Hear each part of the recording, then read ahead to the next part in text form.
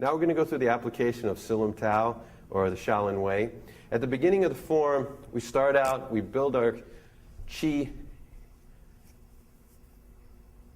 Understand the center line. This section here, this used to be, in the old times of the Shaolin Temple, they put a pole in the ground, and they came out like this in the center against the pole. They'd bring their arms back and punch at the pole, so they knew where their center line was. This movement is also La Lap Sao, which if he punches here, this can also be a grab. The next section, we punch.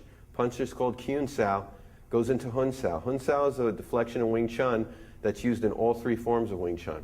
Hun Sao is if he's punching, I deflect with the punch away and go into a punch. So if he punches fast speed, I deflect the punch with the wrist, go into a punch. That's the Hun Sao section that you see in the form. The next section is Tan Sao. Tan Sao comes out here to build Qi or energy, comes into Wu Sao. Tan Sao we went through earlier, deflects across here. Wu Sao deflects forward. Fuk Sao. Fuk Sao is the crane's beak. Fuk Sao, using the Fuk Sao deflection, if he punches here, I can hook the punch down with Fuk Sao and go into a punch. Or if he punches with the other arm, I can come into a deflection with Fuk Sao across here.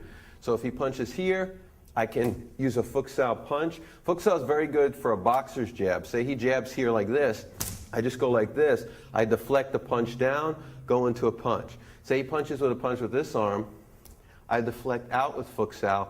Now I can go into a palm strike or continue a chain punch.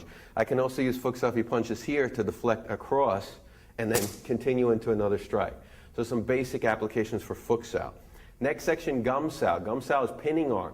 So in other words, if I go to do a lop or any type of move, if I pin his arm and hold him there, that's called Gum Sao. That's some basic understanding of the pin of Wing Chun. Fok Sao, which is a knife hand strike, strikes him across the neck here. The reason why in the form you have Lan Sao and it goes into Fok Sao, it shows you that if my arm is bent here and I strike him with an elbow, I can extend it out into a Fok Sao knife hand strike. If I do a strike and I strike him in the neck with a Fok Sao, I can also collapse it to an elbow. So if he goes into a punch and I hit him in the neck here, I can collapse the elbow into his throat afterward. That's what it's showing you in this move. Jum Sao is the movement we went through earlier, deflecting downward. Again, it repeats a Tan, does double Hun Sao to Jut. That movement is showing you if someone grabs you, pulling in the arms here, pushing it down, and jabbing the eyes.